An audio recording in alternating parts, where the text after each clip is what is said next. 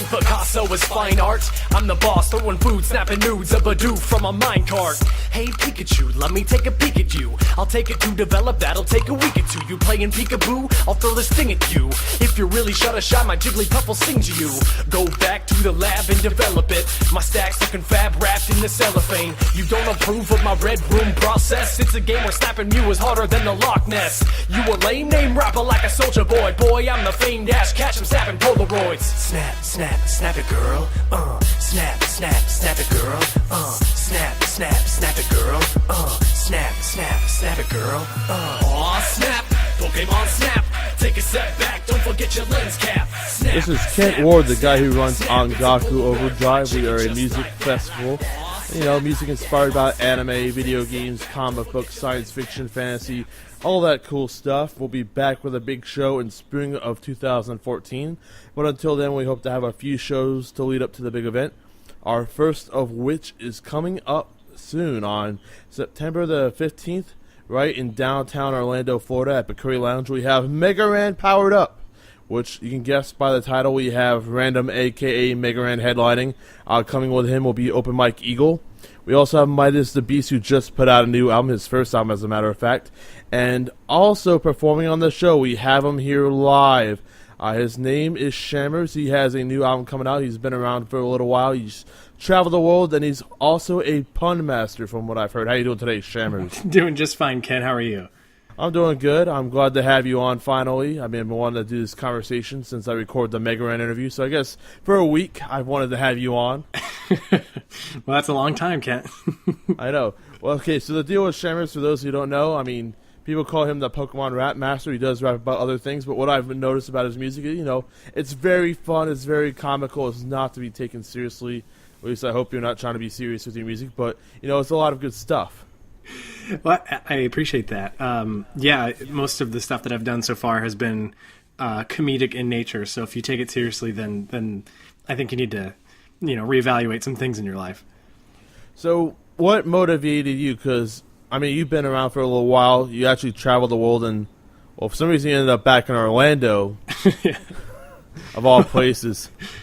Well, it all started, I actually learned how to rap in college. I was in an improv comedy troupe, and we were looking to expand our repertoire of games. So I went up to Chicago and took some how to freestyle rap within improv, and kind of got my basics that way. Which, when you learn how to rap from comedians as opposed to, you know, the hip-hop circuit or however it is that people traditionally learn, it tends to skew the way that you rap, and it changed the foundation for which am irrevocably changed. As in, when I rap and the way that I think about, the way that I rhyme words, especially with freestyling, I do a lot of freestyling in my shows, I often have this sort of like comedic thing on the back burner, just kind of waiting to jump, as opposed to maybe these like multisyllabic technical things that people usually pick up when they're trying to impress their hip hop friends in ciphers. So that's kind of definitely a marker of my style, is just this comedy. And so after I learned how to rap in college, I got together with my friend Left Hand, who had just gotten back from engineering school, and we put together, just for fun, recorded in a closet the Schmix tape, and that was where the whole entrance to Nerdcore began. So you guys put out this album, the Schmix tape. I noticed like there's a few different songs. There's one about Pokemon, of course, and then I noticed there's one called StarCraft is Racist. Where'd that come from? Well, he and I really love StarCraft, and we always joked about the fact that, you know, I picked one race and he picked another, and then we were supposed to eliminate one another, and the game is just inherently racist. So it was like, why not make a track about this and see if it catches on? Right on. So, like, what have you been doing the last few years? I know you traveled the world. What kind of places have you been? You know, what kind of experiences have you picked up on that's shaped up who you are now? Well, like you said, I do puns a lot, and I was writing a pun paper I also speak Spanish, so I was writing a paper about using puns to learn a second language, which brought me to Spain for a little over a year. And I was teaching children puns, basically. And while I was there, I also went to all over the Europe and the UK, you know, England, Scotland, France, Italy, Venice, Spain, Madrid, everywhere that you could possibly go as an American and jump around Europe. I did that for a little over a year. And you got paid for that to teach kids puns? Yeah, I did. I got paid pretty well too. Well, how about that? There is a light at the end of the tunnel for people like me. Well, there you go, man. Well, you're definitely a very funny man. I found you on. Well, I saw a video of you on YouTube. Well, you're at something called the World Pun Off. What's that all about? Well, every year in Texas, people like me get together and tell puns, and then they have this panel of judges who rates them based on creativity and do they adhere to the normal pun standards. Was that a homonym or a homograph, or was that just alliteration, or what kind of pun was that exactly? Because, defining pun can just be like, well, it's wordplay, but when you start to really get in the nitty-gritty of it, it becomes a lot of fun. And so the monologue that I have out there, if you Google like Shammers World Pun Off, I wrote that just a couple hours before I went up on stage, and it did pretty well. So I'm actually trying to organize here in Orlando a pun competition.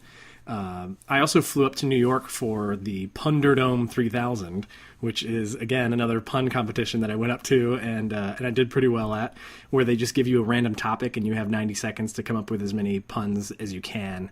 And then based on audience clapping is how well you do and if you progress. So I did pretty well in New York, and I want to bring an event like that to Orlando, so maybe I can get Ongaku to sponsor. Well, we'll get to that depending on how well the show does. But you've been all over the world, you've been to all these cool places. So what the fuck are you doing back in Orlando? Well, I came to Orlando because I wanted to work with Shinobi Onibocho of the Krondor crew. He's a good friend of mine, and I was living with him, and we were going to make some music together. And then just life happened. One thing happened after another. He got a really nice job opportunity in Lakeland and moved away. I got a nice job opportunity in Orlando, working for a university here. And so I've just been kind of staying here and planting my roots. And I also found the SAC Comedy Lab downtown, which does improvisation, which is kind of my other love. And so I just kind of planted my roots here. And Orlando is really nice. I don't like the snowy cold of the north. And as much as I loved Spain, I kind of wanted to just be here in America for a little bit and do some music and tour and do things like the concert that's coming up. Yeah, you got a bunch of shows coming up, of course. The most important one, just shameless plug, September 15th, Megaran Powered Up at Bikkuri Lounge. You can get tickets at www.ongakuoverdrive.com. So let's get back to your music. I mean, you did the Schmix tape, that was a while back. You moved back here to Orlando. A lot of people know that you're working on this new album called Pallet, Plateau. And if you can't get the reference, it's obviously about Pokemon, and you become known as the Pokemon rap master. When I explain you to other people, they're like, "He's the guy who does that Pokemon rap in the cartoon." I'm like, no, he raps about Pokemon. It's a different Pokemon rap. That's true. The poker rap that people know and love is the guy where he's just going like, Kabuto, Rattata, Raticate, Snorlax, or whatever. And as much as I admire whatever voice actor they got to do that song, it doesn't really rhyme. And I hope that one of the tracks on Pallet to Plateau will take a nice little spin, maybe a jab at that particular song. Because when people hear poker rap, that's what they think of immediately. So I will address that.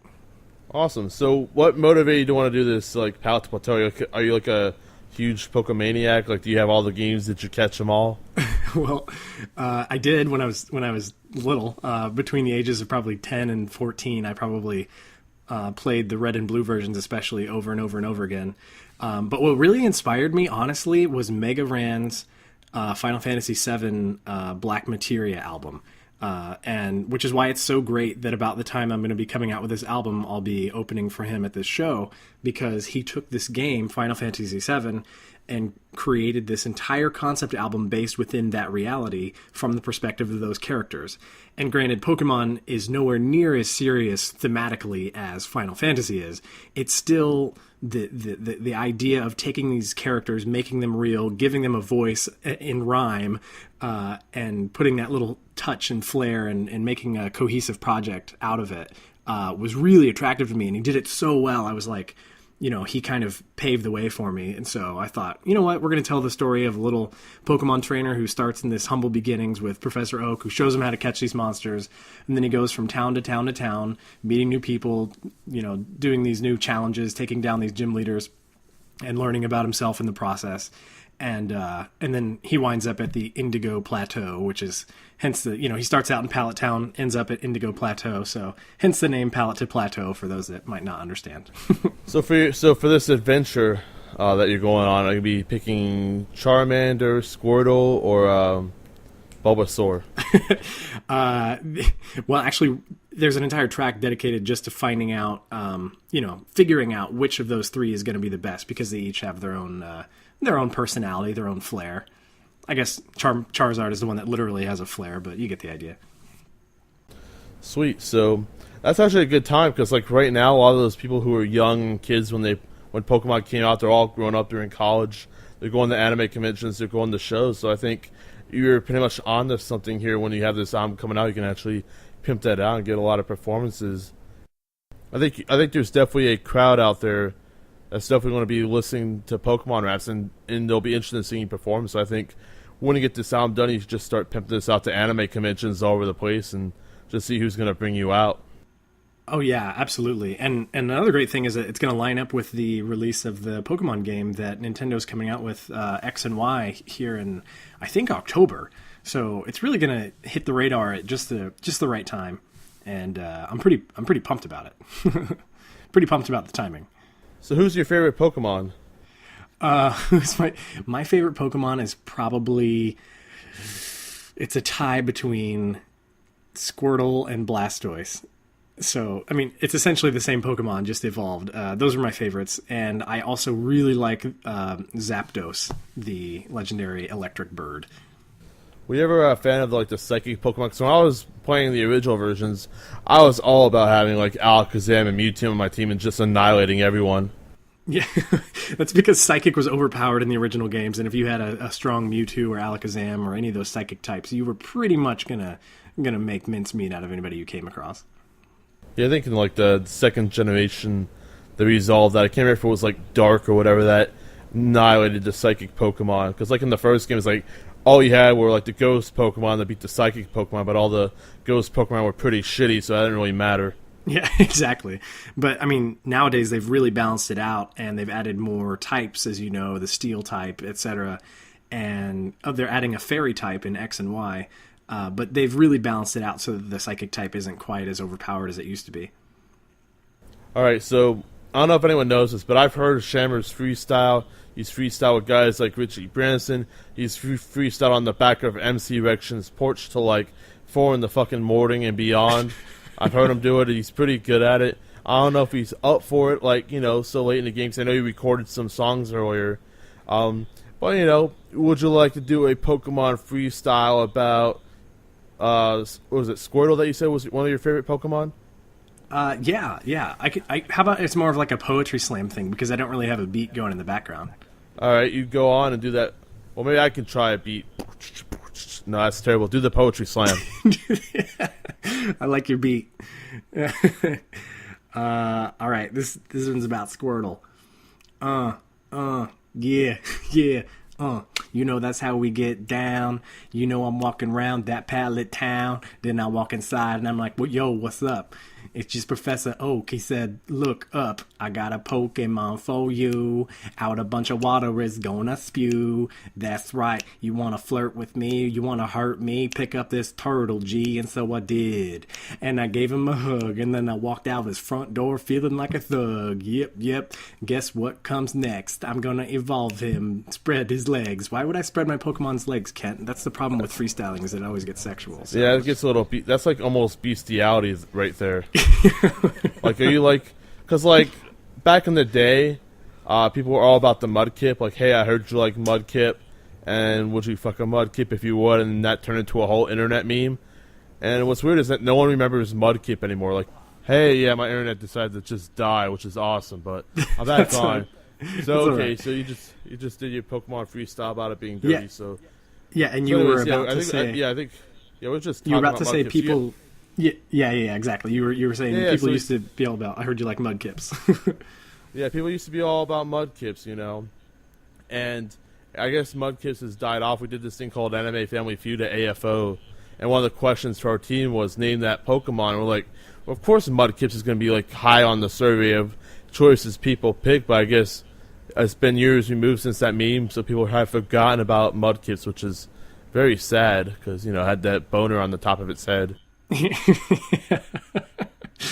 Mudkips was a good one. Yeah, in the Pokemon Snap track that I made with Shinobi, who I hope to have on a few tracks actually.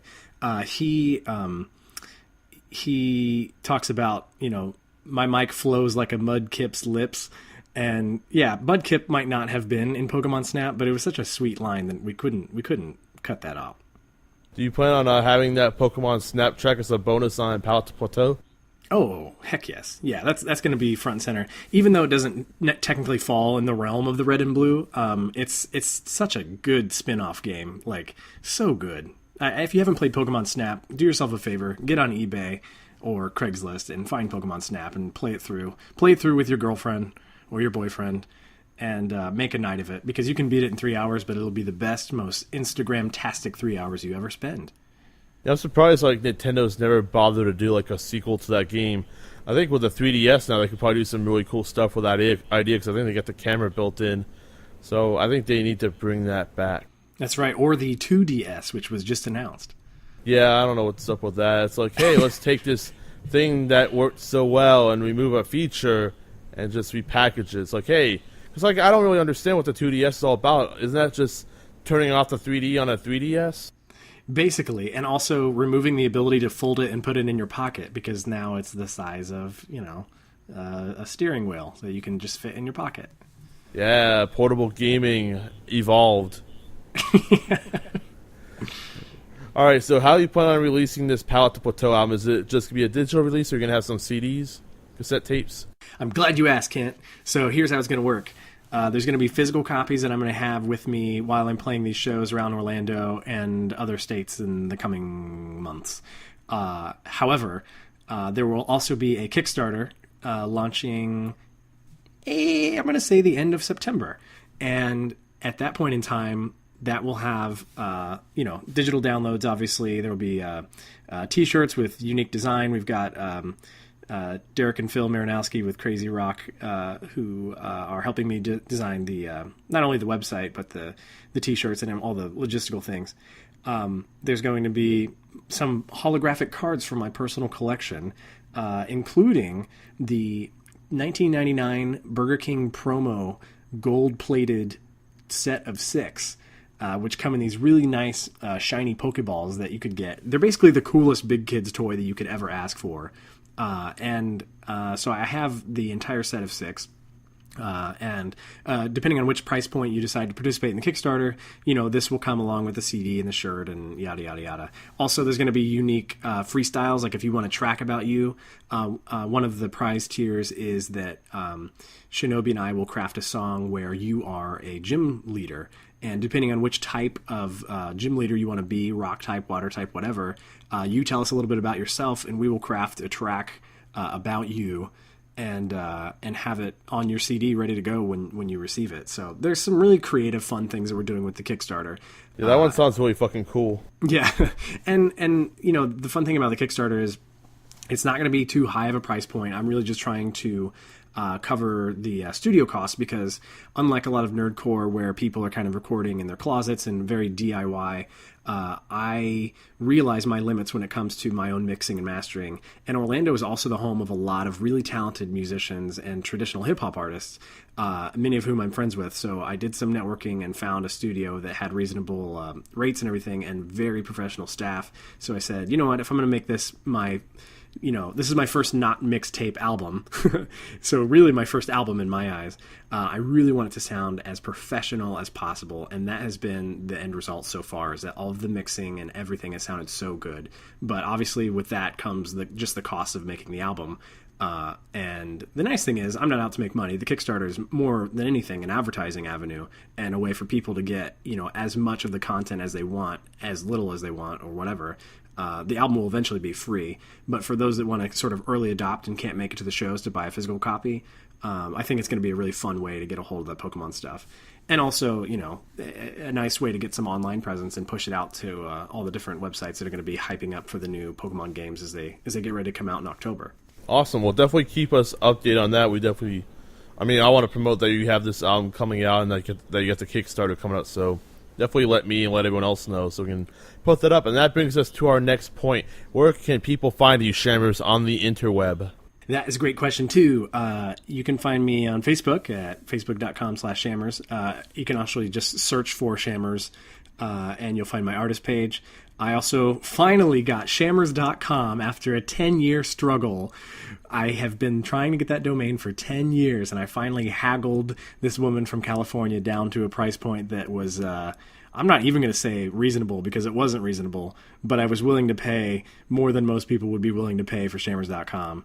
And I finally got it. So that site should be up and running within the next week or two. We've got, again, this Crazy Rock people are helping me design the site, and we are excited as hell because it looks beautiful. So we're going to get that going, and that would be the main place to find all my music.